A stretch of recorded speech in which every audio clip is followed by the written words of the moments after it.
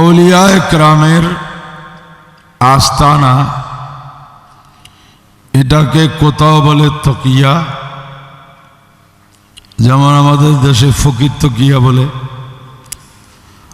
কোথাও আরবিতে রেবাত বলে, খানকা বলে। মূলত ইসলামের প্রচার প্রসার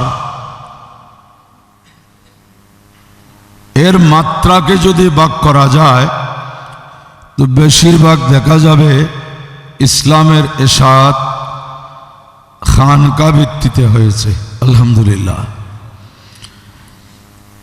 বিশেষ করে এই হিন্দুস্তানে মসজিদের অস্তিত্ব আগে নয়, আগে আল্লাহর ওলিদের খানকার অস্তিত্ব। ওখান থেকে জনবল সৃষ্টি হয়ে মসজিদ তৈরি করেছেন। আল্লাহর ওলিরা এই ক্ষেত্রে সফল হওয়ার পিছনে কারণ হলো প্রশাসনের প্রভাব প্রতিপত্তি মানুষের দেহের উপর, আর আল্লাহর ওলিদের প্রভাব প্রতিপত্তি মানুষের অন্তরের উপর। যেই প্রভাব কলবের উপর বিস্তার লাভ করে সেটা দীর্ঘস্থায়ী হয়।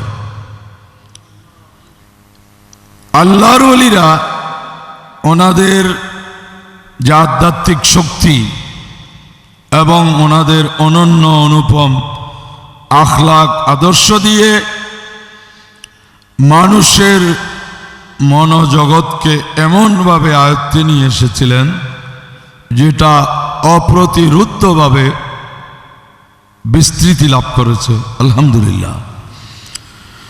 সেজন্য আরফে জামি রহমতুল্লাহ আলাই বলেছেন, খোশা মসজিদো মেম্বরো খানকাহে কেদার ওয়াই বুয়ত কি লোকালে মোহাম্মদ সাল্লাল্লাহু আলাইহি ওয়াসাল্লাম। ওই মসজিদ, ওই খানকা, ওই মিম্বর বরকতময়। খুশা মসজিদো মিম্বরো খানকাহে কিদার ওয়াইবুয়াত কি লোকালে মোহাম্মদ। এই সব ক্ষেত্রগুলো সদা সর্বদা রসুল করিম সাল্লাল্লাহু আলাইহি সাল্লামের জিক্রের দ্বারা আবাদ ছিল। সুবহানাল্লাহ। সেই বিষয়টা সাম্প্রতিক কালে নানান কারণে কাঙ্ক্ষিত সুফল দিচ্ছিল না। এটার অনেক কারণ আছে। তন্মধ্যে একটি কারণ হলো যে যোগ্য ওলামায়ে কেরামের অনুপস্থিতি ইসলামের যে কোনো ক্ষেত্রকে কোনোদিন সুশৃঙ্খল করতে পারবে না, বিশৃঙ্খল করে তুলবে।